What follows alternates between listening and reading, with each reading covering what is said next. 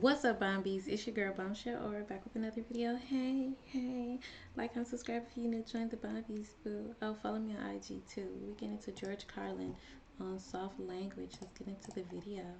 One of the reasons is because we were using that soft language, that language that takes the life out of life. And it is a function of time. It does keep getting worse. Give you another example. Sometime during my life, toilet paper became bathroom tissue. I wasn't notified of this.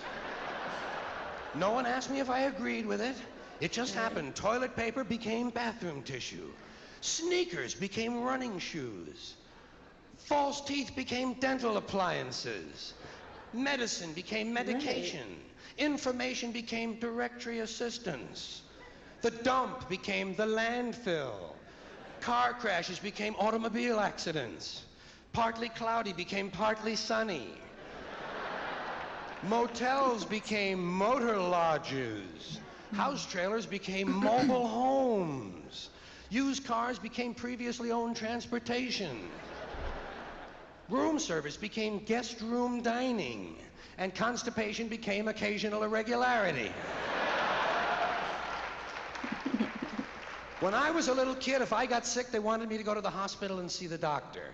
Now they want me to go to a health maintenance organization or a wellness center to consult a healthcare delivery professional. Right. Poor people used to live in slums. Now the economically disadvantaged occupy substandard housing in the inner cities. And they're broke. They're broke. True. They don't have a negative cash flow position. They're fucking broke. Because a lot of them were fired. You know, fired. Management wanted to curtail redundancies in the human resources area. So many people are no longer viable members of the workforce. Smug, greedy, well-fed white people have invented a language to conceal their sins. It's as simple as that. The CIA doesn't kill anybody anymore. They neutralize people. Or they depopulate the area. The government doesn't lie. It engages in disinformation. The Pentagon actually measures nuclear radiation in something they call sunshine units. Israeli murderers are called commandos. Arab commandos are called terrorists. Contra killers are called freedom fighters. Well, if crime fighters fight crime and firefighters fight fire, what do freedom fighters fight? They never mention that part of it to us, do they? Never mention that part of it.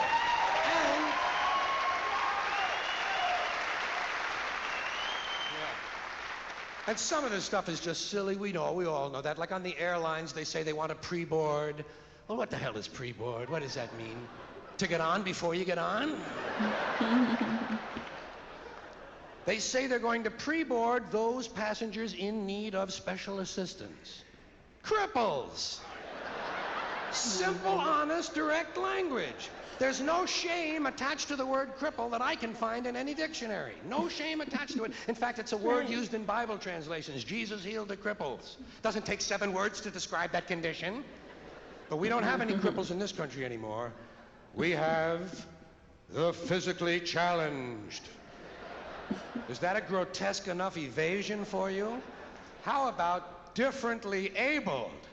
I've heard them called that, differently abled.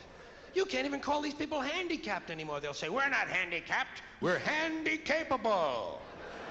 These poor people have been bullshitted by the system into believing that if you change the name of the condition, somehow you'll change the condition. Well, hey, doesn't happen.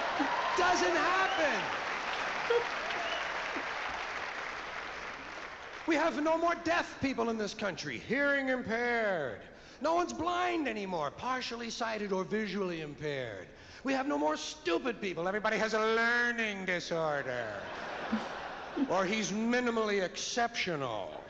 How would you like to be told that about your child? He's minimally exceptional. Oh, thank God for that. Psychologists actually have started calling ugly people those with severe appearance deficits. It's getting so bad that any day now I expect to hear a rape victim referred to as an unwilling sperm recipient.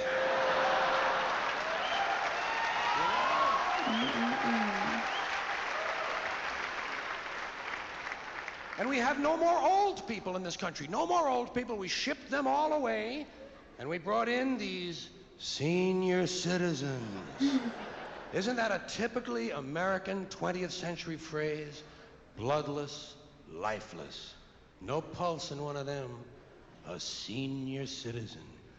But I've accepted that one. I've come to terms with it. I know it's here to stay. We'll never get rid of it. That's what they're going to be called, so I'll relax on that. But the one I do resist, the one I keep resisting, is when they look at an old guy and they'll say, look at him, Dan. He's 90 years young. Imagine the fear of aging that reveals. To not even be able to use the word old to describe someone, to have to use an antonym.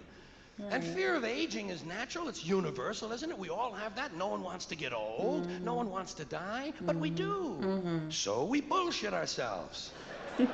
I started bullshitting myself when I got to my 40s. As soon as I was in my 40s, I'd look in the mirror and I'd say, well, I guess I'm getting older. Older sounds a little better than old, doesn't it? Sounds like it might even last a little longer. Bullshit, I'm getting old. And it's okay, because thanks to our fear of death in this country, I won't have to die.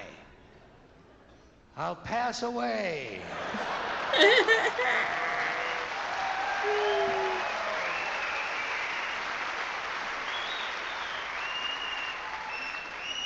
Or I'll expire like a magazine subscription. If it happens in the hospital, they'll call it a terminal episode. The insurance company will refer to it as negative patient care outcome. And if it's the result of malpractice, they'll say it was a therapeutic misadventure. Excuse me. I'm telling you, some of this language makes me want to vomit. I bet. Well, maybe not vomit. Makes me want to Puke. engage in an involuntary personal protein spill. Thank you all. George is genius. I heard facts, okay? And we got some giggles. Like, comment, subscribe. I'll see y'all guys in the minute. I'm just waiting to see y'all next video. Bye, Bombies.